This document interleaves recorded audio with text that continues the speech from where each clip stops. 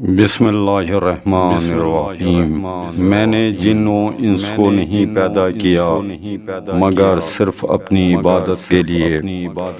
خدا فرماتا ہے، اے میرے سچے غلاموں، میری عبادت کر کے دنیا اور آخرت کے مزے لوٹو۔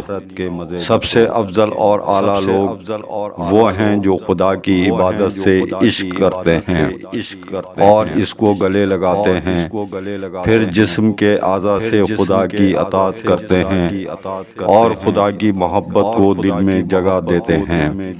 یہ کام کرنے کے بعد پھر پرواہ نہیں کرتے کہ دنیا میں تنگی میں زندگی گزارتے ہیں یا آسانی میں۔ جب خدا کسی سے محبت کرتا ہے تو اسے اچھی طرح اپنی عبادت کا یعنی اطاعت کا شوق اعلام فرماتا ہے۔ عبادت مستقل کرتے رہنا انسان کی کامیابی کی واضح دلیل ہے۔ اکیلے میں عبادت کرنا فائدے حاصل کرنے کے خزانے ہیں، کیونکہ اس سے ریاکاری نہیں ہوتی۔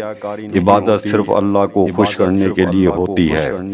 اللہ کی عبادت کرنے سے جس قدر خدا کا قرب حاصل ہوتا ہے کسی اور چیز سے حاصل نہیں ہوتا۔ حضرت علی علیہ السلام۔